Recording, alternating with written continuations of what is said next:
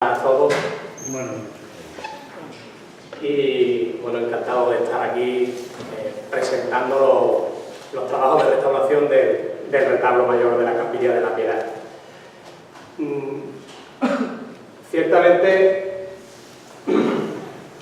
en muchas ocasiones, desgraciadamente,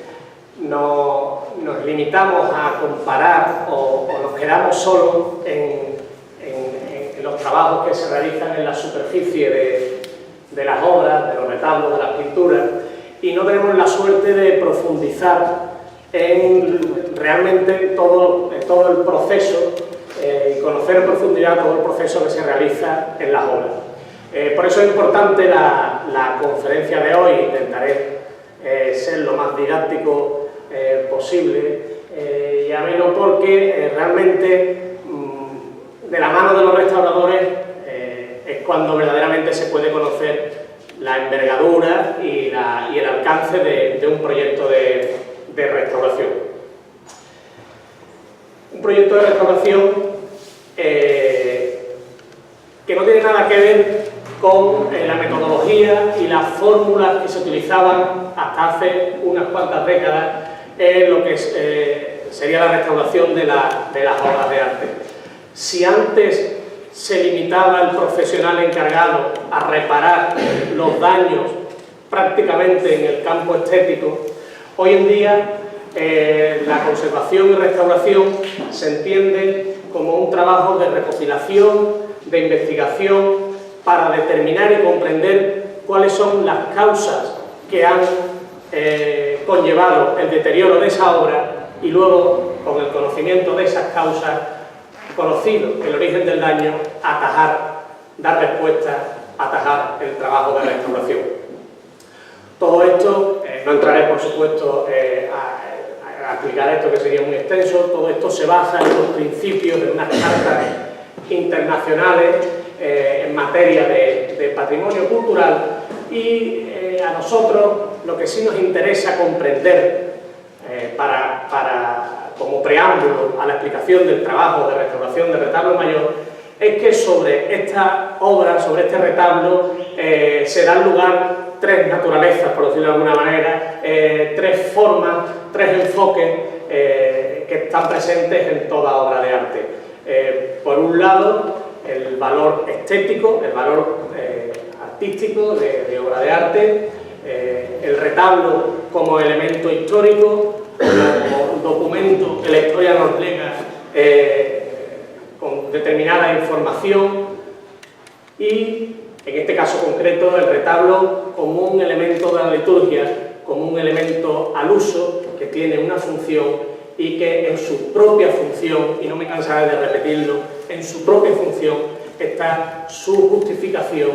y su preservación a futuro.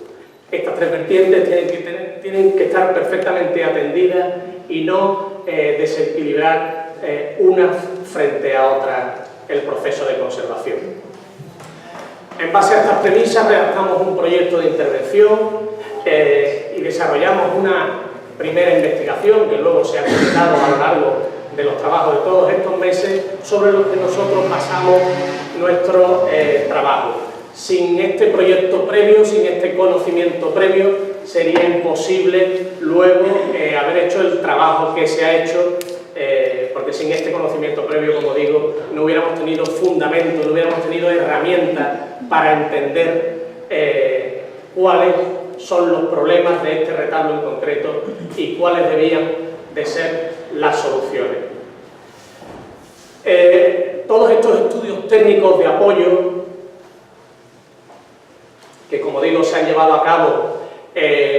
antes de la restauración y durante la restauración, ha tenido un papel fundamental en el trabajo de retablo mayor de la Capilla del Baratillo, toda la revisión de las fuentes bibliográficas. Hemos tenido la suerte de hacer un trabajo en una hermandad donde toda la documentación de archivos está perfectamente vaciada y revisada en 2 o 3 obras bibliográficas, unas más extensas que otras, desarrolladas por hermanos de la hermandad, y gracias a eso hemos podido tener al alcance muchísimos datos que nos han facilitado nuestro trabajo de comprensión. Si no hubiera existido este libro de la hermandad, de la historia del Baratillo, se podría haber hecho este trabajo, pero había que haber empezado con un trabajo de archivo, un trabajo lento que no hubiera dado tiempo a hacerlo, bueno, habría que haberle dedicado tiempo antes de la restauración. Entonces nosotros hemos tenido la suerte, sobre todo con el que más hemos trabajado, es con el libro de Gallardo Delgado, que se publicó secuencialmente en el año 93, con motivo del tricentenario, y también, por ejemplo, unos datos de también hermano del Baratillo, Fernando Moreno Panchón. Estas fuentes bibliográficas sobre las que nos hemos apoyado han tenido otra parte importante de la investigación, las fuentes documentales directas. Perdón. Partiendo de los datos de la bibliografía, nos fuimos al archivo en el que nos auxilió el hermano del Baratillo, Miguel Doña, y ya pudimos consultar las fuentes documentales directas, algunas referencias que queríamos revisar, algunos datos concretos, y también nos facilitó el archivo de la hermandad multitud de fotografías históricas que también nos han ayudado a comprender ciertas patologías y cuestiones propias de la conservación del retablo. Al estudio histórico-artístico o documental se une la otra pata, el otro apoyo fundamental del restaurador, que es el tecnológico-constructivo, es decir, conocer con el estudio físicamente delante de la obra cómo está construida, cuáles son sus dimensiones, cuáles son sus materiales. Por lo tanto, el análisis directo ante la obra, palmo a palmo, pues también ha resultado fundamental en este trabajo. El análisis físico-químico, se sacaron una serie de muestras de la policromía y se mandaron a analizar, y que sepamos que el retablo está policromado con el pigmento, con el azul de Prusia, un pigmento que en aquel momento era novedoso, el estudio radiológico de las esculturas que nos permite conocer no solo la estructura interna de la imagen, sino también la secuencia de estratos polícromos, el estudio con luz ultravioleta, el análisis del entorno para comprender de dónde vienen o en qué contexto se enmarcan muchos de los daños que están presentes sobre la obra y, sobre todo, cómo le damos respuesta a ciertos problemas que el restaurador se encuentra una vez terminada la obra, tiene que darle respuesta a la hermandad de cómo abordar o cómo resolver o cómo evitar que se vuelvan a producir los daños que se estaban produciendo. El levantamiento planimétrico, como no puede ser de otra manera, la expresión gráfica como apoyo fundamental de trabajo en obra y la documentación fotográfica, como veíamos antes también, ultravioleta, luz transmitida, etc. Como resultado de todo este trabajo técnico, a estos estudios técnicos de apoyo a la investigación, a la intervención, tenemos tres resultados fundamentales. En primer lugar, tenemos un conocimiento detallado del retablo, de la obra, podemos elaborar una historia material. La historia material le llamamos los conservadores restauradores a la secuencia de todo el proceso, desde el origen de la obra, desde que la construye su autor hasta nuestros días. Colocar ordenadamente, secuencialmente, todas las restauraciones, todas las modificaciones, los accidentes, a eso le llamamos nosotros la historia material, sería la línea de vida. Y, por supuesto, el conocimiento detallado, como decía, de las causas del deterioro y del estado de conservación concreto de la obra.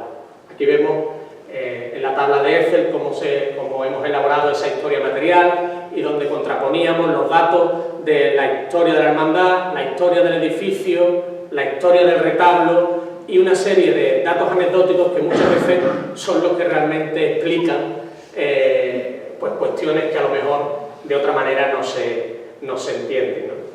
Y en esa tabla pues vamos colocando, y a la hora de ordenar toda la secuencia pues permite entender muchas cosas, ¿no? Y permite precisamente sacar toda la historia secuencial del retablo que conocemos, que no voy a entrar a detallar por no demorarme mucho, pero que conocemos que este retablo mayor se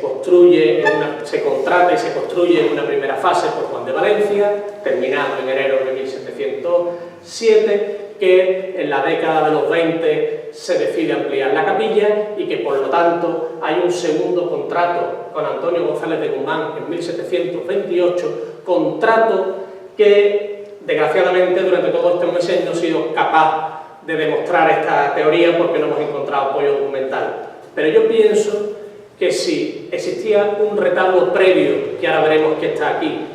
y que desde el contrato de Antonio González de Guzmán en 1728 no se termina el retablo hasta 1760, en ese periodo de tiempo debió de haber algún problema económico, obviamente, y el retablo de Antonio González de Guzmán o no se llegó a hacer o la hermandad renegoció con el artista la construcción del retablo, porque, como hemos explicado ya en más de una ocasión, el retablo actual, toda la parte que está señalada en color en la fotografía, es el retablo de Juan de Valencia hecho en los primeros años del siglo XVIII, y en nada tiene que ver con la descripción del contrato que se conserva de Antonio González de Guzmán. Después del periplo de la primera mitad del siglo XVIII, por fin los hermanos de la hermandad consiguen comenzar el dorado que realiza Vicente Álvarez entre el año 1760 y 1761. Un retablo, les cuento como anécdota, algunos ya la conocen, que está fechado en una de las monedas que en el intradós del arco aparecen los atributos de la Pasión, y la bolsa de la moneda de Judas, una de ellas, tiene marcado el año 1760, año de inicio del proceso de dorado. Está grafiado. Un retablo que está, esa policromía que se le aplica, esa decoración que se le aplica, está muy en la línea dieciochesca, ya de un barroco tardío, palaciego, afrancesado, rococó, si se les quiere decir, donde la talla dorada contrasta con los fondos, en este caso oscuros, de azul de Prusia, de un color verde oscuro que va en consonancia con el culto que está dando en aquella época a la hermandad, que es principalmente a la cruz, y la vemos en el cuadro fundacional con un verde que conserva todavía brillante, pues ese contraste del verde y el oro haciendo alusión a la Santa Cruz, pues como digo, está muy en consonancia. Podemos decir que el retablo se policroma a la moda de la segunda mitad del siglo XVIII, y así ha llegado hasta nuestros días. De ese estudio de la historia material sabemos, grosso modo, que el retablo ha llegado a nuestros días con tres modificaciones sustanciales y que le otorgan la morfología que actualmente contemplamos. En primer lugar, la modificación en 1904, la sustitución en 1904 del cuadro fundacional por un espacioso camarín, que así lo dicen las actas de Cabildo, para colocar al grupo escultórico de la Piedad. Luego, dos obras que se hacen en el año 1938 y en el año 49, demoliendo parte del muro de cabecera original para sacar un pequeño espacio en la sacristía que queda debajo del camarín de las imágenes, que se utiliza como cerería y que va, ahora lo veremos en fotografías, a modificar sustancialmente la parte de abajo del retablo. Y luego las obras que se realizan en 1960 con la bajada de un escalón del presbiterio para permitir colocar la disposición actual de los pasos, y que también tiene su consecuencia en el retablo. Bien, pues vamos a pasar ahora a ver concretamente cuáles eran los daños que manifestaba el retablo en el momento del inicio del proyecto. Aunque son más, que hay algunos de carácter más generalista, como la incidencia de la temperatura en la humedad o la contaminación atmosférica, me voy a centrar en los cuatro aspectos que yo considero que son fundamentales. Los defectos de construcción que presenta la obra, que veremos que son muchos, sobre todo en la parte superior, es decir, en la ampliación, es decir, en aquella que parece ser que pudo haber problemas económicos y que requería un abaratamiento de los costes. Las deficiencias en el inmueble, ya sabemos de la incidencia del terremoto de Lisboa y de los problemas de cimentación que ha tenido la capilla y que de hecho fueron motivo de obras en fechas recientes, las actuaciones acometidas sobre el retablo y su entorno, de la que vengo hablando, y la funcionalidad litúrgica que ostenta, que, aunque le dé sentido y naturaleza a la obra, también conlleva una serie de daños que son inherentes a los retablos en madera policromada. Como defectos de construcción tenemos, de una forma muy particular, el uso de las telas encoladas. Es en la parte del pabellón superior y en las esculturas laterales. Es un material, como resulta obvio, mucho más delicado y frágil que la madera tallada y, por lo tanto, pues, ha hecho frente al paso del tiempo de peor manera. Lo vemos también en el estado que presentaba el pabellón antes de la intervención, con multitud de roturas. Es un material, como decía, frágil, que cualquier golpe o cualquier movimiento pues no lo soporta de igual manera. También tiene el retablo en multitud de puntos, insisto, sobre todo en la parte superior. Muchos problemas a nivel, como digo, de calidad constructiva. Vemos aquí, por ejemplo, un detalle, como esta pieza, que es una de las pilastras superiores que está al lado del camarín de la Virgen de Belén, si se fijan bien en la policromía que tiene después, para nada está en paralelo con la arquitectura. ¿Esto que nos está queriendo decir? Esas piezas se policromaron ya vencidas hacia atrás. Y, por supuesto, esas pilastras de arriba no es que no estuvieran bien ensambladas antes de empezar la restauración, es que yo creo que no han estado bien ensambladas nunca. Y como eso hay muchos defectos de construcción, el retablo presenta muchos defectos de construcción. Uno de ellos, que lo pusimos de manifiesto cuando el proyecto, es la separación entre piezas, y en este caso concreto, en un detalle, se lo señalo ahí del retablo, se conserva no solo la abertura desde el primer momento de su construcción, sino la tela encolada y después policromada original del retablo, lo que nos está demostrando que esa abertura ya existía en 1760 cuando se policromó el retablo. Y de telas encoladas cubriendo defectos de construcción está repleto el ático del retablo. Y aquí les traigo dos fotografías más como ejemplo de lo que les vengo contando. También los retablos ya construidos en el siglo XVIII, casi en su totalidad, utilizan mucho el clavo como elemento de sujeción. Se abusa muchísimo. Existe una relación prácticamente directa entre la cronología de la fecha de construcción del retablo y la calidad constructiva, sobre todo en lo que a la carpintería se refiere. Entonces, así como un retablo gótico prácticamente no tiene elementos metálicos en su interior, un retablo del siglo XVIII está plagado de puntillas. El metal dilata, tiene movimientos diferentes a la madera y por lo tanto termina esas piezas que se aseguraron en su día, pero que con el paso del tiempo, la posición de las colas y los movimientos de las piezas, pues termina perdiendo estabilidad. Y como digo, igual que las telas encoladas, también está el retablo repleto de piezas sujetas con puntillas y por lo tanto con problemas de estabilidad. Entre las deficiencias del inmueble, por citarle algunas, por ejemplo, la debilidad del muro de cabecera, de los revestimientos del muro de cabecera, que no se han tocado nunca y por lo tanto todos esos revestimientos que iban cayendo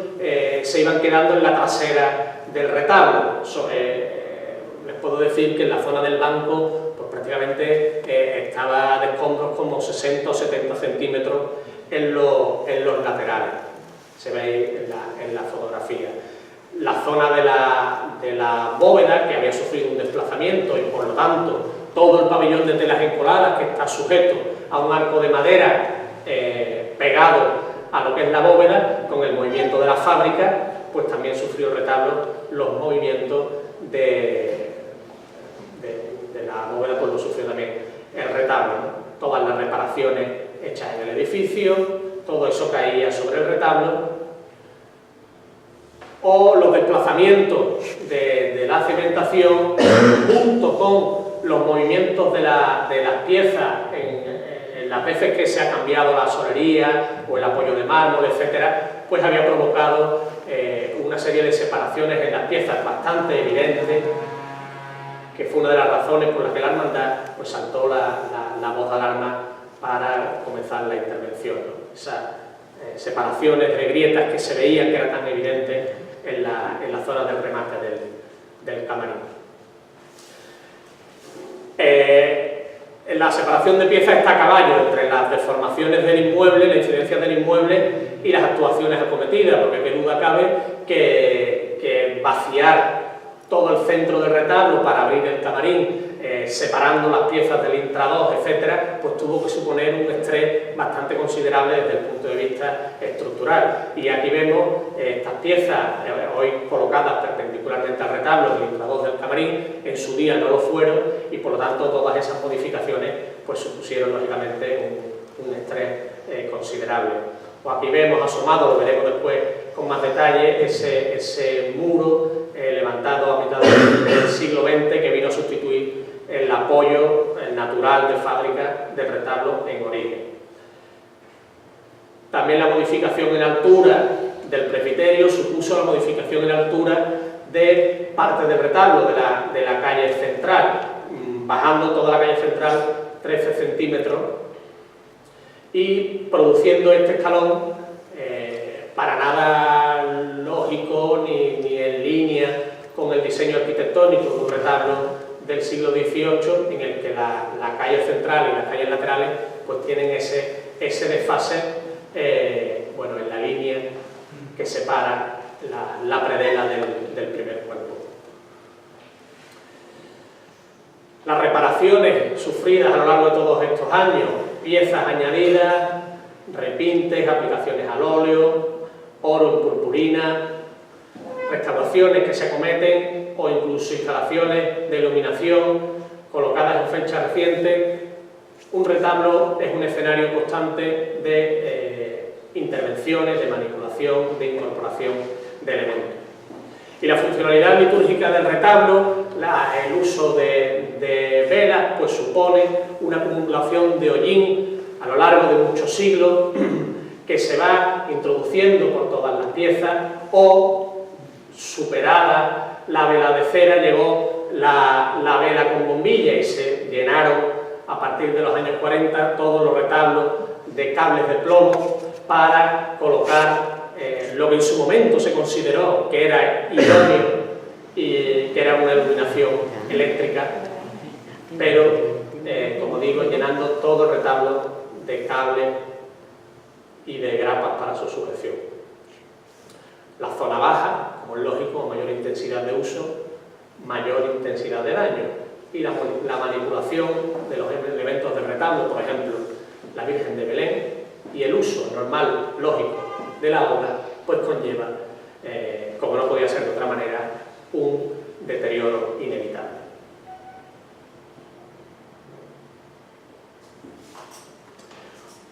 Pues aprueba el Cabildo de Hermanos la intervención y comenzamos en junio del año pasado el tratamiento de conservación. Previo al montaje de andamios hubo que retirar la mesa de altar para que se pudiera disponer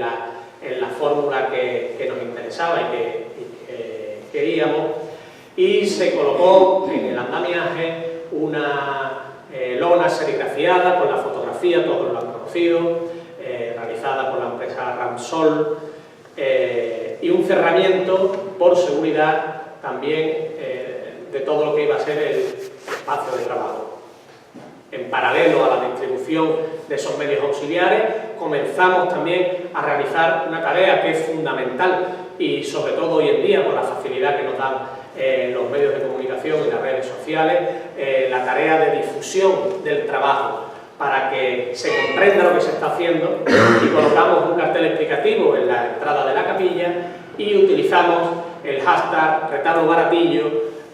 También la hermandad utiliza el hashtag patrimonio baratillo para dar difusión a los trabajos e ir poco a poco explicando los procesos. Tengo que decir que hoy en día, y lo tenemos más que contrastado, tiene muchísimo seguimiento todo, una fotografía, una pequeña noticia. Parece mentira cómo se difunde, son los propios hermanos. Además, había seguidores que constantemente pues, nosotros atestiguamos que vienen siguiendo los trabajos, y es como si le contáramos en persona a cada uno de los hermanos, a cada uno de los interesados, qué es lo que estamos haciendo. Eso nos lo permite hoy en día las redes sociales, y en el trabajo de la conservación y restauración de bienes culturales es realmente una herramienta utilísima. El trabajo comienza con la aspiración del polvo, con un primer nivel de limpieza básico, que se va a repetir en varias ocasiones, constantemente a lo largo de todo el proceso. Eliminación de polvo, que en algunos sitios pues, acumulados de siglos, depósitos de restos de flores, de caliche, de cemento, de restos de ladrillo, etc. Depósitos que además, conforme se van desmontando piezas del retablo o se van interviniendo zonas, pues hay que ir de forma reiterada, retirando, aspirando una y otra vez, prácticamente casi hasta horas antes del desmontaje del andamio. El polvo siempre nos va persiguiendo y tenemos que ir constantemente aspirando. Hay que decir que la trasera del retablo ha sido accesible 3 veces en 3 siglos, en 1904, en 1938 y en 1960 no, porque era una obra por aquí por fuera. Es decir, que la posibilidad de limpiar la trasera del retablo, pues es que era imposible hacer hasta ahora. Se van abriendo zonas de trabajo y hay que ir constantemente eliminando depósitos, eliminando elementos ajenos a la obra, y una de ellas es todos los sistemas eléctricos que se han venido acumulando desde los años 40 hasta nuestros días, adosados en el retablo. Se ha eliminado todo el cableado eléctrico y el retablo actualmente no tiene ningún elemento lumínico en su interior. Por una explicación muy sencilla, aunque el LED ya no emite calor, tiene una baja intensidad desde el punto de vista de la potencia, etc., cualquier elemento que esté dentro de la obra de arte requiere manipulación. Entonces, sí que es cierto que ya una luminaria de un fluorescente o de una bombilla incandescente, que ha habido pues, verdaderas desgracias, todos conocemos algún caso, precisamente por la inclusión de ese tipo de luminaria, ese problema hoy en día ha desaparecido. Pero también es verdad que la luminotecnia ha avanzado tecnológicamente y nos permite hacer una iluminación magnífica de la obra totalmente desde fuera. Por lo tanto, la iluminación interior hoy en día es un criterio obsoleto. Y nosotros siempre, por sistema, defendemos que en el interior del retablo no debe haber ningún sistema eléctrico, porque ya digo, la iluminación se resuelve desde fuera magníficamente bien, a pesar de, como digo, que las luminarias actuales, pues no, la potencia que tienen realmente no supondría ningún problema. Entramos en un segundo nivel de limpieza, un nivel de limpieza para retirar también los depósitos de polvo adheridos, el hollín de las velas, una limpieza que ya se realiza con medio químico, y luego un tercer nivel de limpieza que al apoyo químico se une el apoyo mecánico, bien de bisturí o bien de torno. Y vamos retirando, en este caso ya, repintes, es decir, restauraciones hechas al óleo que con el paso del tiempo han torcido, barnices que se encuentran oxidados y oscurecidos, y vamos devolviendo al retablo la luminosidad y la apariencia real, que no original, que tenía. Eso es un término, y les hago un inciso, que muchas veces los cofrades utilizamos de forma demasiado apresurada. quizás a lo mejor por el lenguaje rápido que imprime la prensa, ¿no? y los medios actualmente. Hablamos siempre, se habla muchas veces, y ha recuperado la policromía original. Bueno, pues aquí tenemos un caso en el que no se puede recuperar la policromía original. Se ha recuperado la policromía real, la que tiene, la que le corresponde, porque mucha de la superficie del azul de Prusia y del pan de plata que está debajo está oxidada y está alterada. Por lo tanto, jamás podríamos recuperar la policromía original, porque la policromía original, para que me entiendan, está enferma. Se ha modificado químicamente. Por lo tanto, no vamos a recuperar la policromía original, lo que recuperamos es la policromía real de la obra, la que tiene, quitándole toda la suciedad que tiene encima. Como si a un cristal le pasamos la mano, le quitamos el polvo, por mucho polvo que tenga, lo que está debajo es un cristal, y es transparente, y es limpio. Pues el restaurador le pasa la mano a la obra de arte, pero el cristal sigue siendo cristal. Lo que hemos hecho es limpiar en superficie, con mayor o menor dificultad, pero limpiar en superficie. Por lo tanto, el retablo luce, después de la limpieza, su decoración real. Una decoración que, ya digo, sobre todo en la zona baja, donde había sufrido más, donde había tenido más intervenciones, tenía muchos repintes, muchas aplicaciones al óleo y purpurina que se fueron retirando progresivamente. Lo mismo podemos decir de las esculturas, la retirada del hollín, la retirada de los barnices oxidados. Aquí vemos, por ejemplo, el detalle de la Virgen de Belén, en la comparativa de la cara. En el caso de la Virgen de Belén en concreto, requirió una intervención previa de fijación de la policromía en la zona del cuello para estabilizarla y posteriormente ya comenzar la limpieza. Si se fijan, hay algunos puntos en la encarnadura de la imagen que conservan la misma intensidad y color en uno y otro sitio. Y esto sirve para poner de manifiesto lo que les decía anteriormente, que el proceso de limpieza no hace más que quitar suciedad. Por lo tanto, las zonas que están más expensas a la manipulación, que están más desgastadas y que el paso del tiempo, precisamente por esa manipulación, no se ha sedimentado sobre la imagen, no ha sufrido la acumulación de suciedad. Y el proceso de limpieza lo que hace es retirar las acumulaciones de aquellas zonas cóncavas generalmente y más, digamos, más enrevesadas dentro de la talla, que sí permite la acumulación de suciedad para igualar la encarnadura de la imagen. La zona del pabellón había sufrido todas las obras habidas y por haber en la bóveda de la techumbre de la iglesia. Por lo tanto, el cemento y la cal estaba presente en toda la superficie. No solo hizo falta una limpieza química, sino también incluso con microtornos para retirar todos esos depósitos. Depósitos que además vemos aquí como en algunas zonas eran realmente cemento colocado de forma burda sobre el pabellón. Aquí lo vemos también,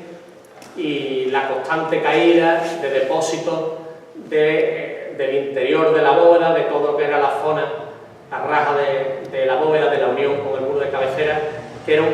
una constante caída de escombros y incluso de ladrillos de tamaño considerable.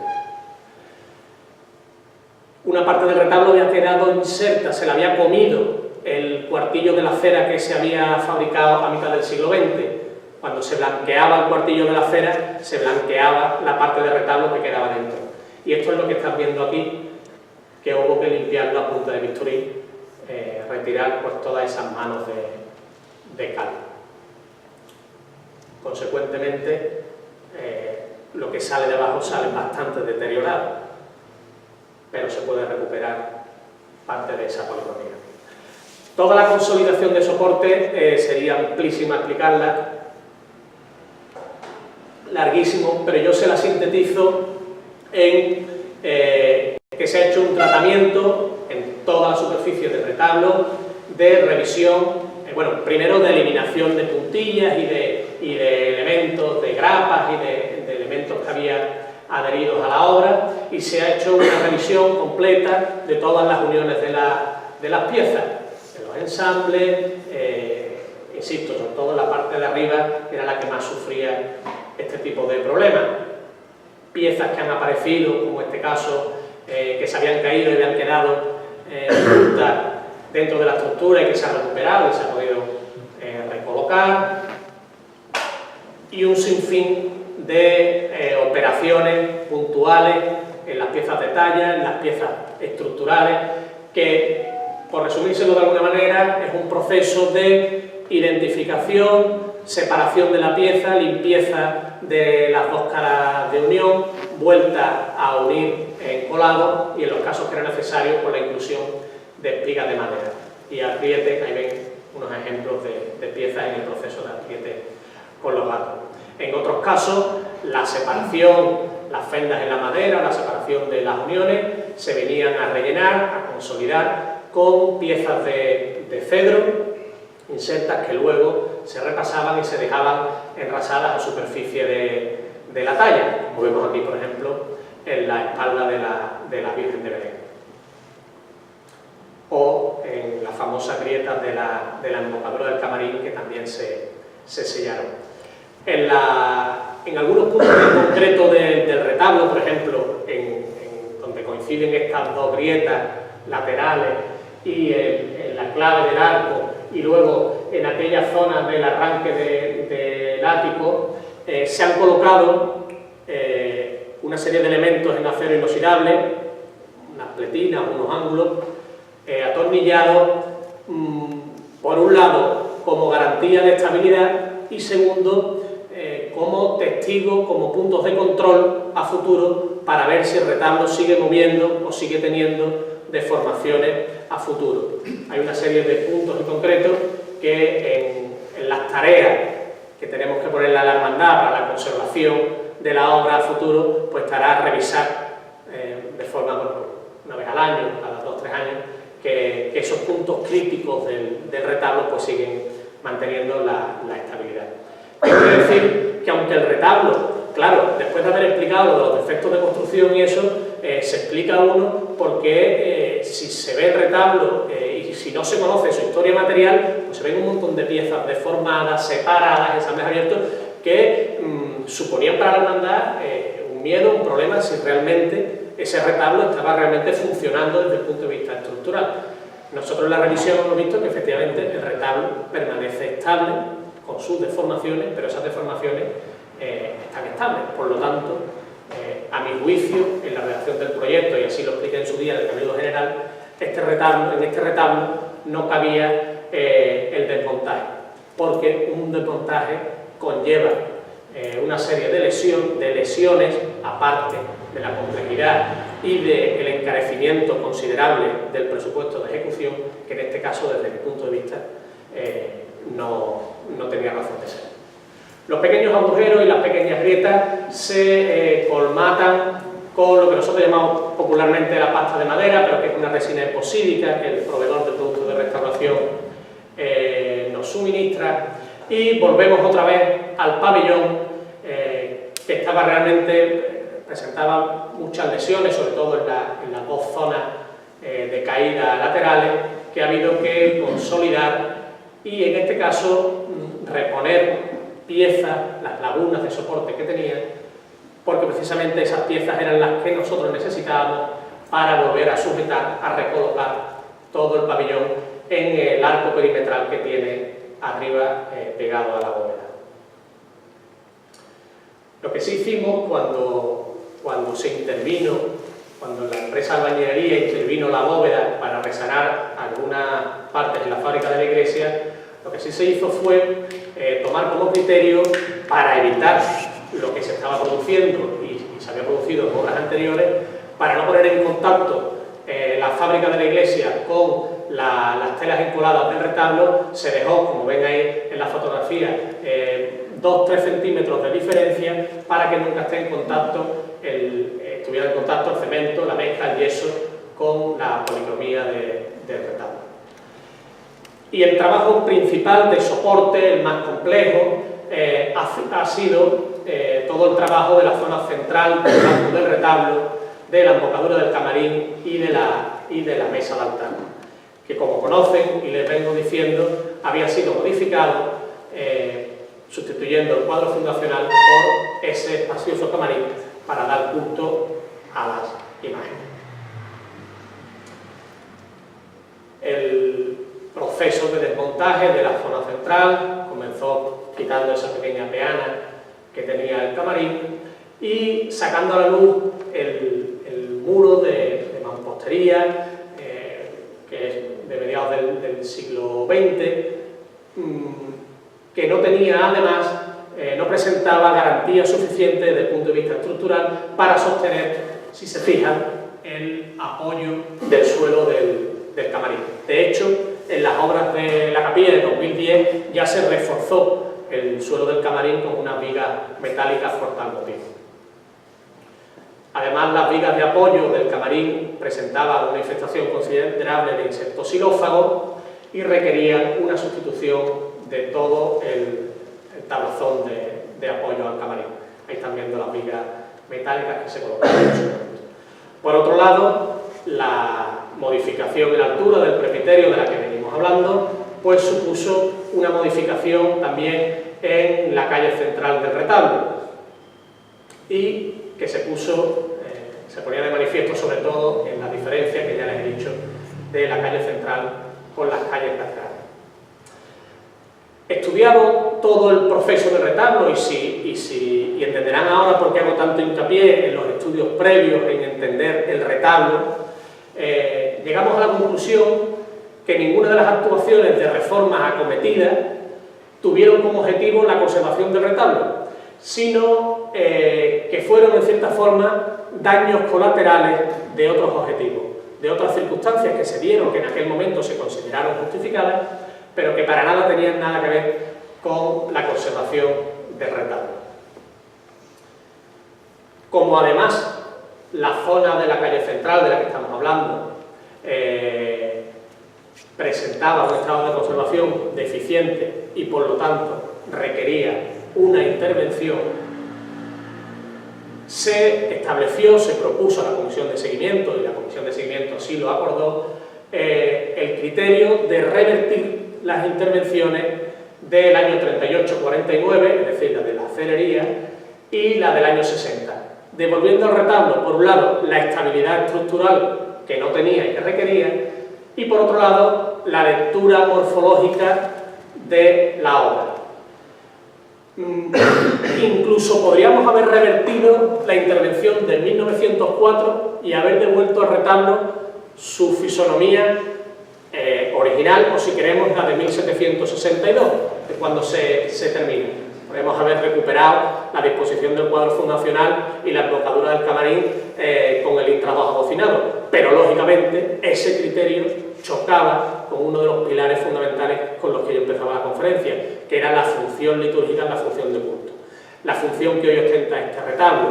donde se ubica el misterio de la piedad, pues lógicamente desaconsejaba la recuperación, que técnicamente, si queremos decirlo así, era viable, académicamente estaba justificada, pero desde el punto de vista del uso, lógicamente, y creo que no caben más explicaciones, estaba más que desaconsejada. Pero se podría haber hecho si hubiéramos querido. La documentación está y se podía haber reconstruido el retablo perfectamente. Por lo tanto, se eliminó el muro de ladrillo dispuesto de capuchino para recuperar un apoyo de fábrica lo suficientemente solvente para volver a disponer toda la calle central sobre el muro de capuchino y con una viga de apoyo en la zona trasera de refuerzo para que le diera a toda esa zona la solidez que requería. Un trabajo que además tuvo que respetar la deformación del retablo, que tiene 2 centímetros de inclinación hacia el lado derecho nuestro actualmente. Por lo tanto, el apoyo de fábrica tenía que seguir, tenía que acomodarse a esa deformación. Se revistió con una tapa de mármol a juego con el ya existente. Se limpió toda la zona del falso techo del cuartillo de la sacristía y se eliminaron además todas las vigas que ya no tenían razón de ser, puesto que la función sustentante la tenían las vigas metálicas puestas en 2010 y por tanto todos los elementos que no tienen una utilidad y que se pueden eliminar, pues se eliminaron. Y se ha colocado un cerramiento que permite acceder a la trasera del retablo, limpiarla y aspirarla a partir de ahora. Conocer las causas de deterioro son las que nos permiten tomar decisiones e inventarnos, si queremos decirlo así, las soluciones a adoptar. Ahora, gracias a esa celosía, la trasera del retablo es registrable y se puede aspirar toda la suciedad que vaya cayendo desde la bóveda hasta esa zona. Y había que volver a colocar el banco del retablo. Pues, aunque yo se lo cuente ahora en 2 minutos, esto han sido muchos meses de reflexión. Y es que, precisamente, esos estudios previos de los que hablaba fueron los que nos dieron la clave y el porqué, y por eso lo propusimos a la comisión, y por eso la comisión, me imagino que lo autorizó, porque teníamos clarísimo cómo era el retablo en origen, y se lo voy a enseñar. Para empezar, aparte de la documentación histórica que teníamos y que sabíamos, las intervenciones que habíamos cometido, había una serie de evidencias materiales que eran claras. Y una de ellas era, por ejemplo, este ensamble que se ha conservado, una de las piezas, que no había sido mutilado en las reformas anteriores y que nos estaba dando la inclinación exacta de la pieza de transición entre el centro, el banco del retablo, para entenderlo, la pieza del sagrario y las pilastras laterales.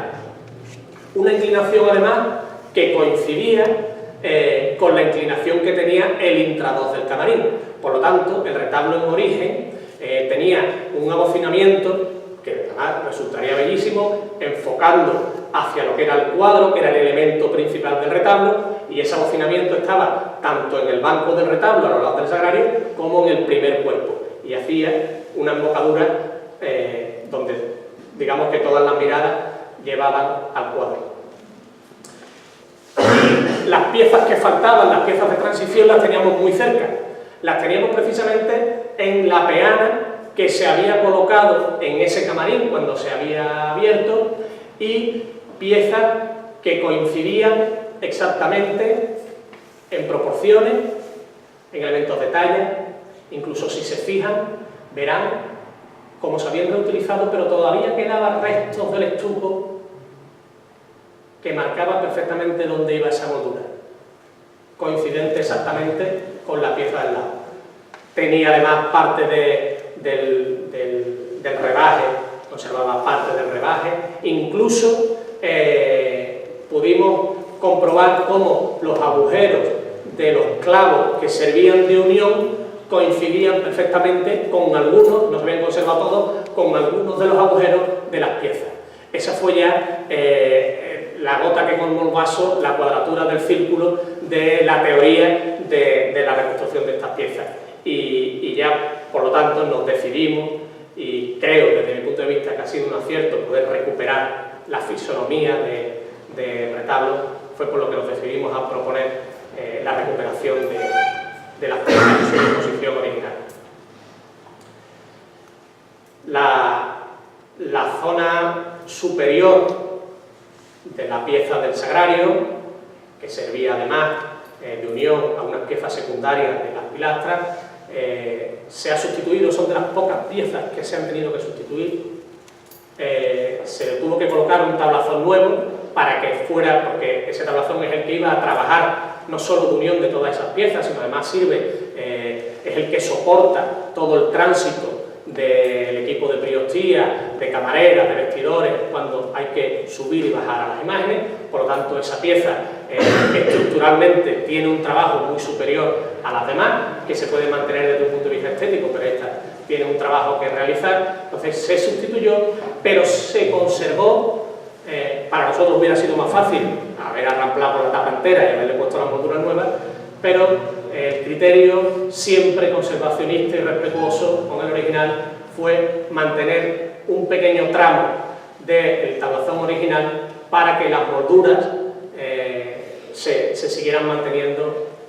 en su lugar y conservara la policromía original en esa zona. Se procedió al ensamblaje de todas las piezas y aquí ven un poco en el proceso ya de construcción con el tablazón nuevo del camarín, también en madera de pino, igual que hemos visto antes, y el frente del escalón, al cual había que reponerle las piezas que le habíamos retirado, y lo que se ha hecho es una reconstrucción volumétrica, como en el resto del retablo, en las zonas que lo han requerido, una reconstrucción volumétrica, sencilla, sin entrar a hacer un falso histórico, una reconstrucción que puede inducir a error, y igual que las piezas de talla de abajo, que requerían pues esa reconstrucción de talla. Decir que a nivel de criterio de intervención, las piezas de las cuales no tenemos certeza de cómo es su morfología, no se reponen. Y les llamará la atención, insisto una vez más, en la zona del ático del retablo, que faltan muchas piezas. La rocalla es irregular por naturaleza, y que la hoja de acanto vaya para la derecha en un elemento del retablo no significa que en el simétrico vaya para la izquierda. Por lo tanto, la ampliación rococó de la zona del ático por esa tipología de talla prácticamente no tiene piezas repuestas. Sin embargo, la zona del banco del retablo y del primer cuerpo, como responde a una tipología barroca mucho más clásica,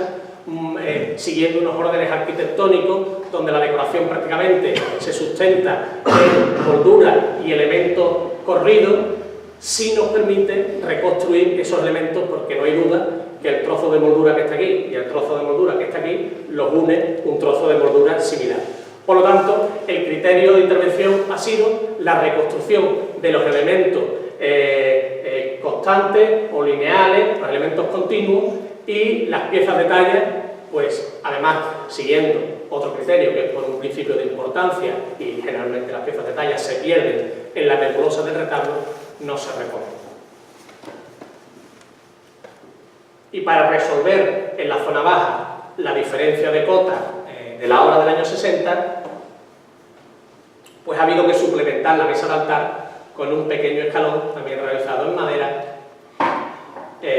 para llevar la mesa de altar, lógicamente, a la unión con el retablo, si no, se hubiera quedado una diferencia poco comprensible. Y se ha colocado una nueva tapa a la mesa de altar, de una única pieza, en madera de haya, para revestir esta zona tan importante. Todo este trabajo sobre el soporte tiene su culminación estética en la reintegración cromática de todo el conjunto. Esa función que tiene esta pieza, este retablo que preside una capilla, no podía quedarse con las molduras repuestas en madera, ni con la zona,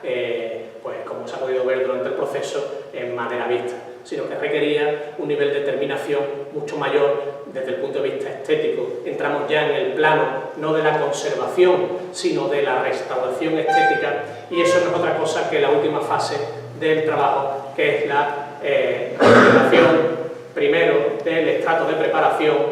y después de los dorados y policromía. Se procede reintegrando volumétricamente, dando las manos de estuco, de preparación, en este caso no solo en blanco, sino nos apoyamos de darle ciertos colores según la zona para apoyar luego la reintegración cromática según los efectos que queramos perseguir, y posteriormente, y una vez que esas piezas se han lijado y se han igualado a la superficie, a punta de pincel y con materiales estables y reversibles, y siguiendo un criterio de diferenciación que no es otro, para entendernos sin entrar en tecnicismo, que darle color a base de rayas muy pequeñitas, se ha reintegrado el retablo. Ahí pueden ver el detalle. También como criterio les diré, igual que pasaba con las piezas de talla, que el criterio de reintegración en los retablos se hace por niveles de importancia y de abajo hacia arriba. Es Es decir, si de lo que se trata es de que el ojo del espectador, cuando vea la obra, no le distorsione ningún elemento y quede todo perfectamente integrado desde el punto de vista estético, no es lo mismo ni tiene la misma importancia la zona del banco del retablo que la zona del ático. Por lo tanto, siguiendo el principio de mínima intervención, pues hay mucha más intensidad de reintegración en la zona baja, como es lógico, que en la zona alta, que conforme se va avanzando, el criterio de reintegración se va perdiendo hasta llegar prácticamente a no intervenir ciertas zonas. Ahí les he puesto algunos ejemplos, pero lo tienen delante y lo ven mejor en vivo que en la imagen, y con las esculturas pues exactamente lo mismo, se sigue un proceso de reintegración cromática y un barnizado de protección final. Y queda el resultado que ustedes están viendo real, que es la mejor forma de enseñar la restauración, la imaginería del retablo. Increíble, vamos.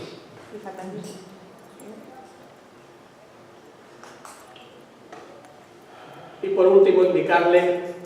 que en paralelo a los trabajos de restauración propiamente de la arquitectura se han llevado a cabo una serie de trabajos en los restos de pintura mural que quedaban en la bóveda y se ha cambiado por la hermandad toda la iluminación que soporta el retablo. Una iluminación ahora con LED que aparte de bajar el consumo eléctrico no emite radiación ultravioleta que altera los colores y no emite calor, que también es muy nocivo para la madera policromada por los cambios de temperatura y humedad. Yo espero que con esta charla ahora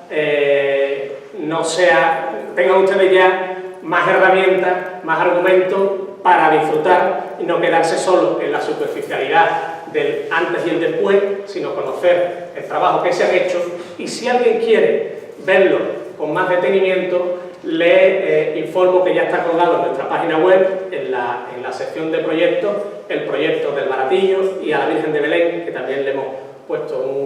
una sección específica, y a través de ella pueden incluso entrar al blog, poner el enlace y tienen multitud de fotografías, y esto que yo les he explicado lo pueden ustedes volver a releer y a disfrutar en casa. Termino dando las gracias, como no puede ser de otra manera, dando las gracias a la Hermandad del Baratillo, a su Junta de Gobierno, Marcelino, hermano mayor a la cabeza, mayordomo haciendo frente a la inversión, a la Junta Consultiva, a la Comisión de Seguimiento, que tan útil ha sido en ciertos momentos y que nos ha apoyado y que nos ha ilustrado,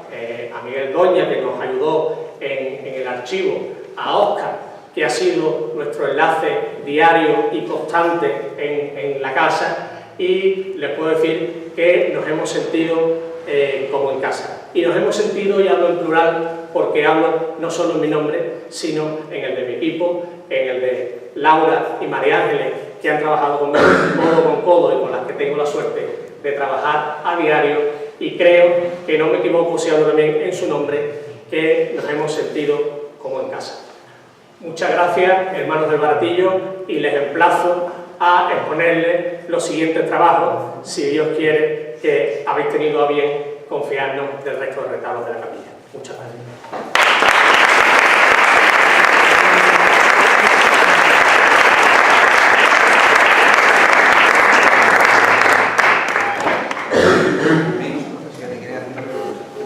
Una preguntita, has puesto el santo, se la has quitado el libro, y ahí en la foto antigua aparecía, ¿ha sido para algo en concreto? Porque mucha gente le ha preguntado y no... Yo que sé que algunos lo saben, otros no. Mira, te voy a dar la explicación, que es muy sencilla. El libro no es realmente original de la escultura, es un pequeño evangelio que en algún momento alguien le colocó, que complementa la iconografía de San Antón, pero que no es el elemento principal iconográfico. El elemento principal sería el bastón de anciano, la tau y el jabalí, que no el cerdo, que lo acompaña. Entonces, desde un punto de vista simplemente del resultado del trabajo, vimos que ese evangelio que estaba ahí añadido, pues distorsionaba mucho con la La imagen tiene un anclaje puesto en la mano para volverle a reponer el libro si se quiere, ese, otro o el que la hermandad determine. Pero el hecho de que no esté en los actos de presentación, que ha sido una decisión mía como responsable, era precisamente eso, porque distorsionaba, puesto en el retablo, que se veía que era un elemento que no pertenecía al retablo, que además al ser un color claro se le van los ojos a la mano y bueno, y que restaban más que aportaban. Esa es la explicación tan sencilla. No tiene otra. Bueno, sencilla por usted.